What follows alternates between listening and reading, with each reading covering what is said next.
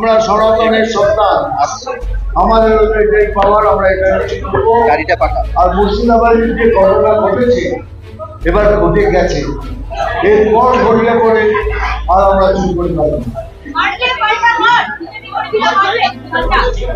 আমি মার দৌড়ের কথা বলবো না, তবে যেভাবে আমাদের সঙ্গে ব্যবহার করবেন আমরা ঠিক তেমনভাবে আপনাদের দেখতে পাবো।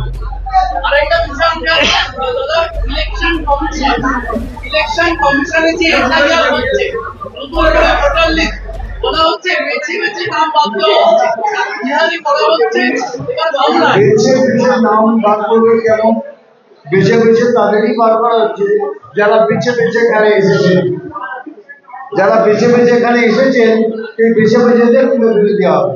পশ্চিমবঙ্গে বেশি প্রবলেম, ওই জন্যই এত চেঁচামেচি হচ্ছে এখানে।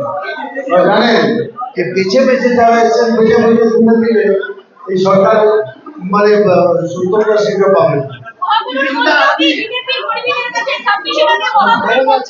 একই কথা, একসাথে লড়ুন। আমরা লড়ে হারতে রাজি আছি, সরকার করে লড়তে রাজি আছি। যেটা আমার পদ্ধতি সেটা এগুলো বলা হচ্ছে। দুটো নাম বাদ দিয়েছি, দুটো নাম্বার দিয়েছি।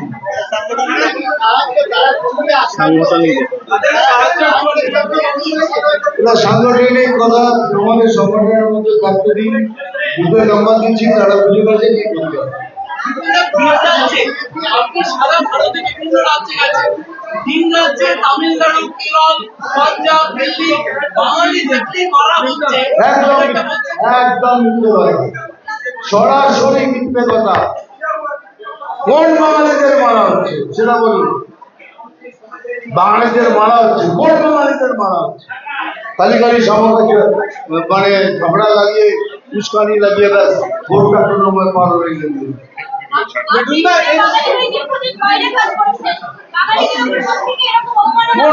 কোনোদিন হয়নি, কোনোদিন হয়নি। আমার সাথে ক্যারিয়ার ওয়াইজ কথা হতে পারে যে আমি বড় স্টার হয়ে গেছি, আমাকে নামানো হয়, সেটা অন্য ব্যাপার। কিন্তু বাঙালি হয়ে আমাকে কেউ এরকম ভাবে ই করে।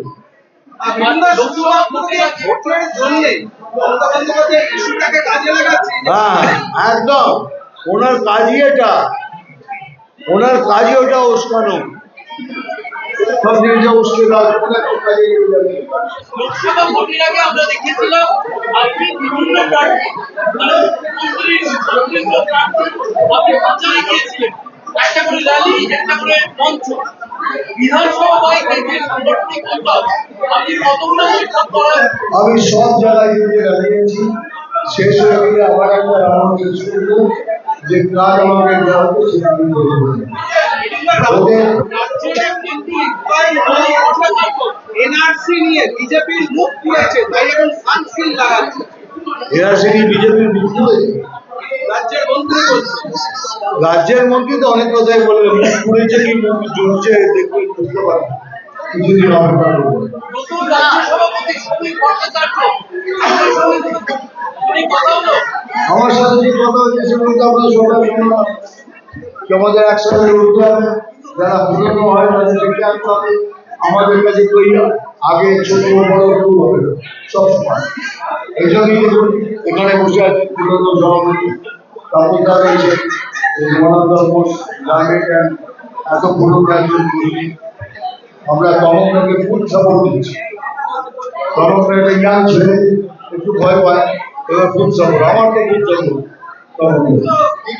Thank you.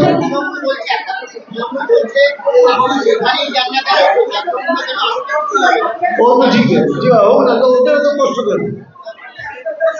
আমাদের কিছু যতই করি কিছু হবে না, তো ওদেরও তো কষ্ট করবে, ওটা আনন্দ করা উচিত।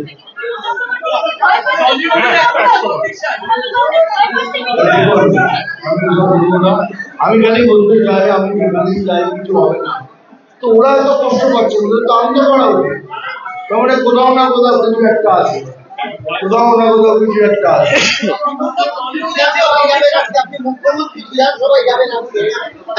ভাই কোন কার মন্ত্রী সবাই জানি না, আমাকে যেখানে যেতে বলা হবে